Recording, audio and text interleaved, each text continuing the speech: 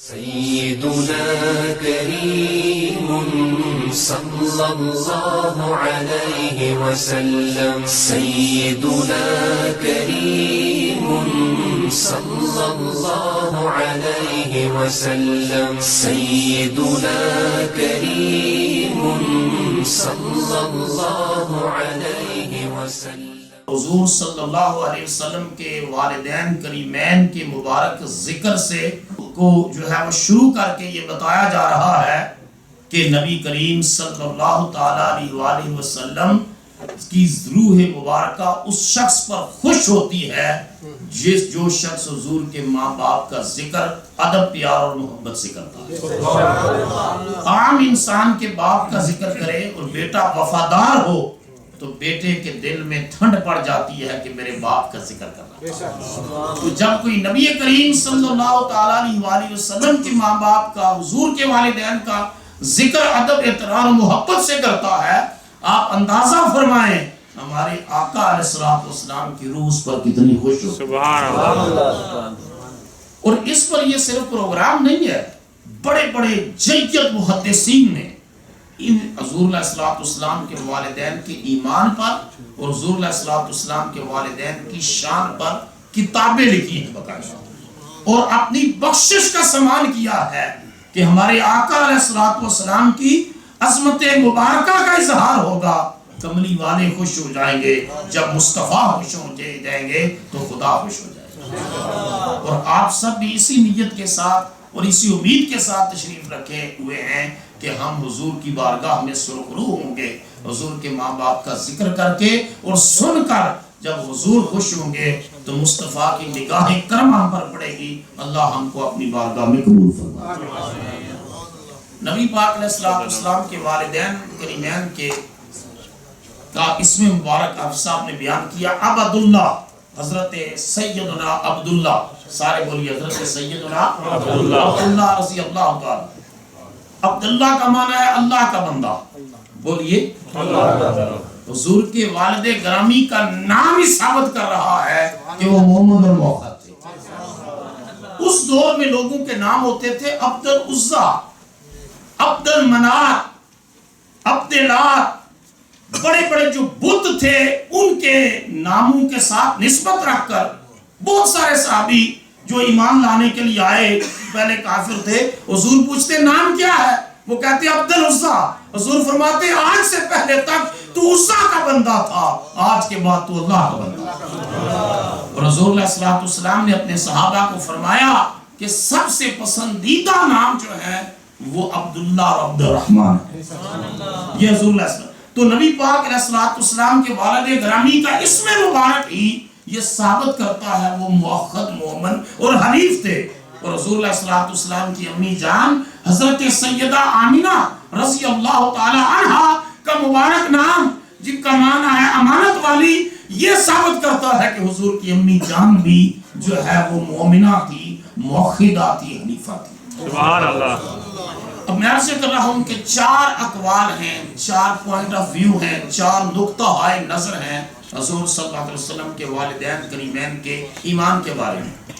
تو پہلا قول یہ ہے کہ آپ کے والدین کریمین دین ابراہیمی پر تھے، دوسرا قول یہ ہے کہ وہ دین فطرت پر تھے، اور تیسرا قول یہ ہے کہ نبی پاک علیہ السلام نے اللہ کی بارگاہ میں درخواست پیش کی اور حضور کی درخواست پر اللہ پاک نے حضور کے والدین کو زندہ کیا، حضور نے ان کو کلمہ پڑھا کر مسلمان کیا، اور پھر وہ جو ہے اللہ پاک نے ان کی روح مبارکہ کو قبض کیا۔ اور چوتھا قول جس قول کی نفی کے لیے آج کی یہ بزم سجی ہے، وہ لوگ مسجدوں میں بڑے بڑے فریم لگوا کر جو ہے کرا کے مسجدوں میں لگاتے ہیں کہ معاذ اللہ استغفر اللہ نقل کفر نباشد کہ حضور کے والدین کافر مشرک تھے، استغفر اللہ۔ 4 اقوال ہیں، اور کہ نبی پاک علیہ السلام کے والدین دین فطرت پر تھے، دین ابراہیمی پر تھے، اور حضور کی ریکویسٹ پر اللہ پاک نے حضور کے والدین کو زندہ کیا، انہیں کلمہ پڑھایا۔ اور چوتھا قول جس کی نفی کے لیے یہ پروگرام منعقد کیا گیا ہے۔ اب جو دین ابراہیمی پر تھے اس کی دلیل یہ ہے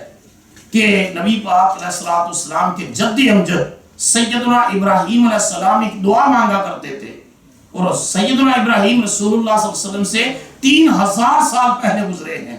اللہ پاک کو خلیل کی دعا اتنی پسند آئی کہ 3000 سال کے بعد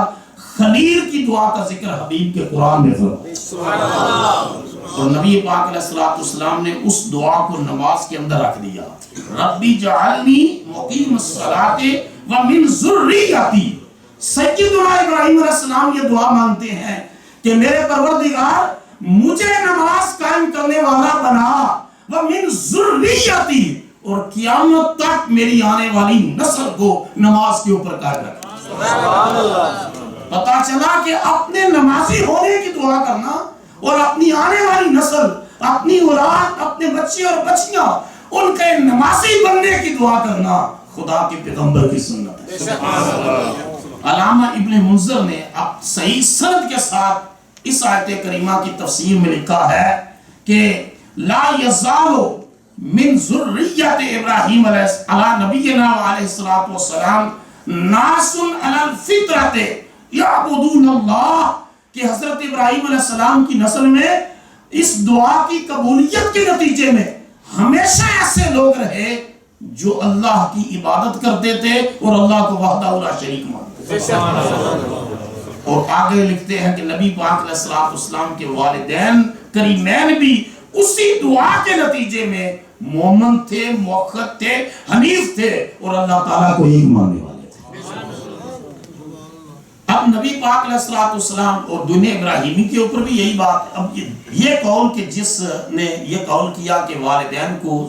زندہ کیا، ریکویسٹ کی،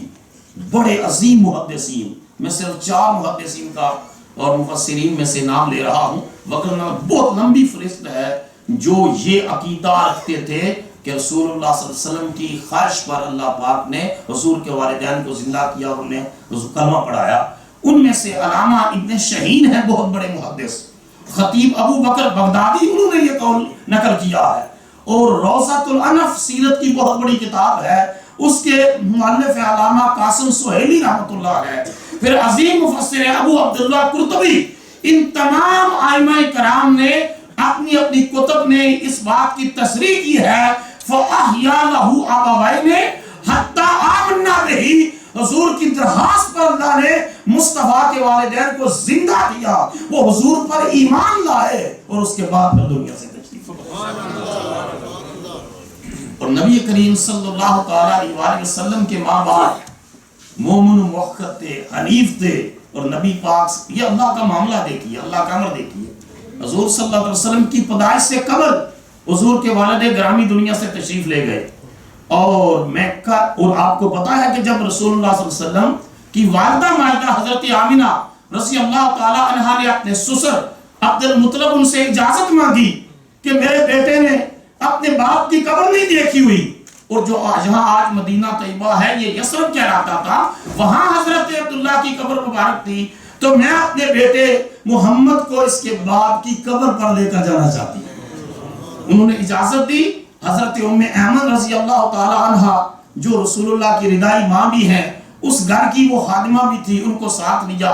ایک سواری کا جانور لیا اور لے کر وہاں گئے،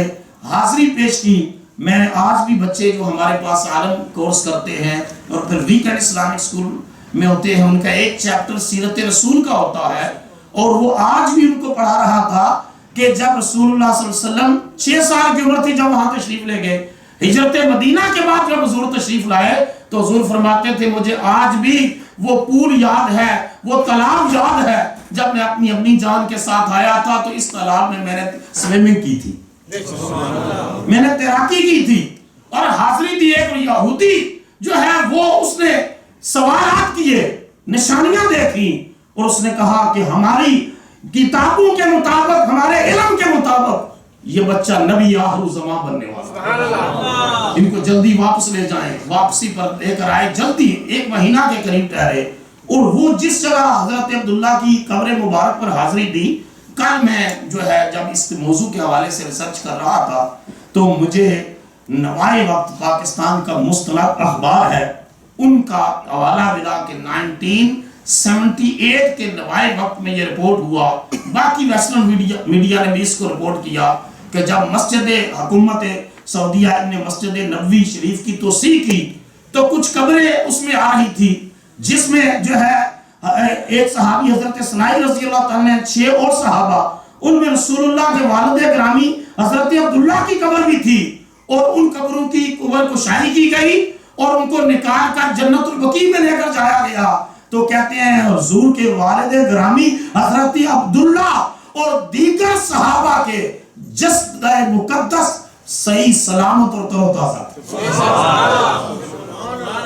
آپ اندازہ کریں کسی کافر کا جسم قبر میں سلامت نہیں رہتا، کسی مشرک کا جسم قبر میں سلامت۔ یہ مصطفیٰ کے ماں باپ ہیں جن پر اللہ کی کروڑوں گھروں اربوں رحمتیں نازل اور ابوا کے مقام پر جو ہے واپسی پر حضور کی والدہ مائدہ داغ مفارقت دے گئی، اور حضرت آمینہ نے حضرت ام ایمن کو کہا کہ میرے بیٹے کو قریش کے امیر کے حوالے کر دینا۔ علامہ ابن حشام بہت بڑے سیرت نگار لکھتے ہیں کہ پھر 2 سال کے بعد حضرت عبد المطلب کا جب جنازہ اٹھا تو 8 سال کا بچہ تھا جو کبھی اس دیوار سے لا کے روتا تھا، کبھی اس دیوار سے لا کے روتا تھا کہ میں نے اپنے باپ کی زیارت نہیں کی۔ 6 سال کی عمر میں میری ماں داغ مفارقت دے گئی، میرا دادا شفقت پدری دیتا تھا، آج اس کا بھی جنازہ اٹھ گیا ہے، میں کدھر جاؤں گا، کون مجھے سنبھالا دے گا؟ اللہ پاک نے جب قرآن نازل کیا تو اللہ نے فرمایا میرے حبیب میں نے تجھے یتیم پایا تھا اور میں خود تیرا بچہ ہوا ہوں، میں خود تجھے پناہ دینے والا ہوں، میں نے تجھے یتیم پایا اور درے یتیم بنا دیا۔ اب کائنات کے یتیموں کو سکون ملے گا تو محمد کی ذات سے ملے گا صلی اللہ علیہ وسلم۔ تو میں اس پر حضور علیہ السلام کے والدین کریمین صاحب ایمان تھے۔ قرآن مجید کی چند آیات آپ کی خدمت میں عرض کرنا چاہتا ہوں، جن میں سب سے پہلی آیت سورہ الشعراء 19واں پارہ ہے۔ اللہ پاک قرآن مجید میں ارشاد فرماتے ہیں الذی یراک حین تقوم، اے میرے حبیب جب آپ میری بارگاہ میں کھڑے ہوتے ہیں نا اس وقت تیرا رب تجھے دیکھ رہا ہوں۔ اونچا بولو۔ میں نے ایک عرب عالم کا پڑھا، عرب عالم کا، کہ بیوی نماز پڑھتی تھی، خامد نہیں پڑھتا تھا، اور بیوی جو ہے وہ ان کو کہتی کہ نماز پڑھا کرو، وہ ذرا سستی کرتے تو وہ کہتی ہے کہ میں نے پھر کیا نہ چھوڑ دیا، میں صبح کے لیے اٹھتی اور کان میں صرف اور صرف یہ آیت تلاوت کرتی الذی یراک حین تقوم، کہ اٹھ میرا رب اپنے حبیب کو کہتا ہے میرے حبیب جب تو میری بارگاہ میں کھڑا ہوتا ہے تیرا رب تجھے دیکھ رہا ہوتا۔ وَتَقَلُّبَكَ فِي السَّاجِدِينَ، اور جب تو سجدہ کرنے والوں کے گھروں میں گردش کرتا ہے، چکر لگاتا ہے، اس وقت بھی تیرا رب تجھے دیکھ رہا ہوتا ہے۔ حضرت علامہ فخر الدین رازی رحمۃ اللہ علیہ اپنی عظیم تفسیر ہے، تفسیر کبیر شریف، مدرسوں کے نصاب میں پڑھائی جاتی ہے، عالم تفسیر کبیر پڑھ کے عالم بنتے ہیں۔ علامہ فخر الدین رازی رحمۃ اللہ علیہ نے اس آیت کریمہ کی تشریح میں لکھا ہے کہ اَنَّ جَمِيعَ اَوَّلْ انبیاء کا ما کانوا کفارا، انہوں نے کہا کسی نبی کے ماں باپ کافر نہیں تھے، جس نبی کو اللہ پاک نے منصب نبوت پر فائز فرمایا ہے ہر نبی کے ماں باپ صاحب ایمان تھے۔ امریکہ میں اسلامی دعوت، غیر مسلموں کو مسلمان کرنے، تبلیغ اور تعلیم کے بارے میں جاننے کے لیے معروف مسلم اسکالر پروفیسر ڈاکٹر علامہ شہباز احمد چشتی کے یوٹیوب چینل کو سبسکرائب، لائک اور کامنٹ کرنا نہ بھولیے۔